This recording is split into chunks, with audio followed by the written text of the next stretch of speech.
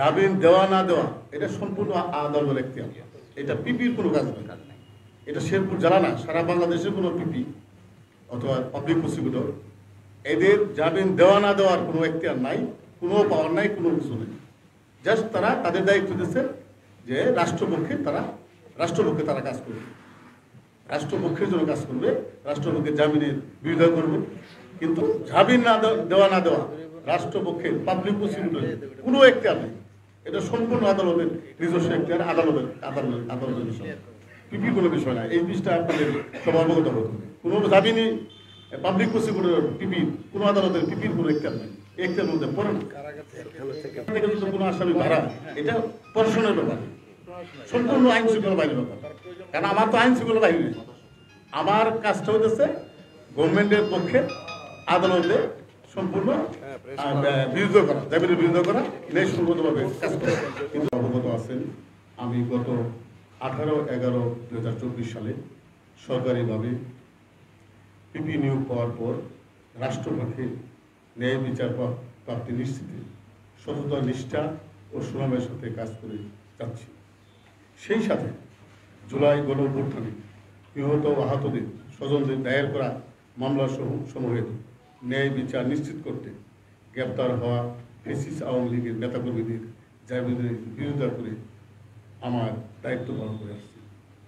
সাংবাদিক বন্ধুগণ, গত 28/9/2025 তারিখে শেরপুর সদর থানার মামলা নং তারিখ 11/12/2024, জিয়াদ মোকদ্দমা নং 591/24, ধারা 1974 সালের বিশেষ ক্ষমতা আইনের 15-3-25 দ্বারা মামলায় গ্রেপ্তার এজাহার বহির্ভূত আসামি জেলা আওয়ামী লীগের সাবেক সাধারণ সম্পাদক, 24-এর গণঅভ্যুত্থান আন্দোলনে বিপক্ষে অবস্থান নেওয়াদের অন্যতম master mind advocate Chandan Kumar পালের পক্ষে ক্রিমিনাল মিস কেস 1110/2025 মূলে শেরপুর জেলা আদালত শেরপুর জামিন শুনানি অনুষ্ঠিত হয়।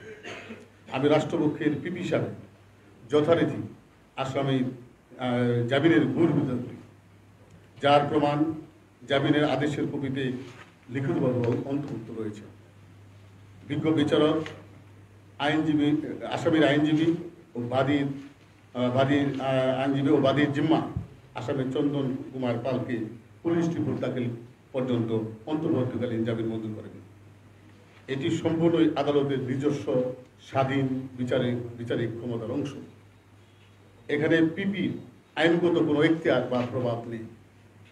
অথচ এই নিয়ে রাজনৈতিক উদ্দেশ্যে হাসিলের লক্ষ্যে কিছু ষড়যন্ত্রকারী নামে বেনামে বেশ কিছু ফেসবুক আইডি ও পেজ থেকে সামাজিক যোগাযোগ মাধ্যমে আমার নামে নানা ধরনের অপপ্রচার চালাচ্ছে এবং বিচারিক প্রক্রিয়াকে বিকৃতি বা উপস্থাপন করে পিপির ভাবমূর্তি নষ্টের চেষ্টা করছে, যা আমার জন্য মানহানিকর।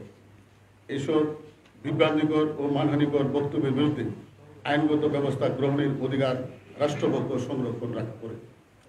আমি এ সংক্রান্ত ঘটনায় ইতিমধ্যে শেরপুর সদর থানায় একটি সাধারণ ডায়েরি করেছি, যাহার নং 41 তাং 1/10/2025। আমি সুস্পষ্টভাবে জানাতে চাই, রাষ্ট্রপক্ষের জোরালো বিরোধিতার কারণে দীর্ঘ প্রায় 1 বছর আগের 6টি বৈষম্যবিরোধী মামলা জজ কোর্ট থেকে জামিন নিতে ব্যর্থ হয়ে মহামান্য হাইকোর্ট থেকে ওইসব মামলার জামিনের আদেশপ্রাপ্ত হন অ্যাডভোকেট চন্দন কুমার পাল। প্রিয় সাংবাদিকবৃন্দ, প্রকৃতপক্ষে এসব প্রভাকাণ্ড রাজনৈতিক প্রতিহিংসা ও আমার গ্রহণযোগ্যতাকে প্রশ্নবিদ্ধ করতে এক শ্রেণীর অসাধু মানুষ উঠে পড়ে লেগেছে। বর্তমান রাজনীতির ঐতিহ্য হয়ে দাঁড়িয়েছে প্রতিপক্ষকে হেয় প্রতিপন্ন করতে নগ্নভাবে সত্য মিথ্যা যাচাই না করে সামাজিক যোগাযোগ মাধ্যমে যা ইচ্ছে তাই লিখে প্রতিপক্ষের সম্মানহানি করা। আমি মুক্ত গণমাধ্যম কর্মীদের অনুরোধ করব বিষয়টি খতিয়ে দেখে সঠিক সংবাদ প্রকাশ করার জন্য। এই বিষয়ে যে কোনো সহযোগিতা বা তথ্য আমি দিতে সর্বদা প্রস্তুত।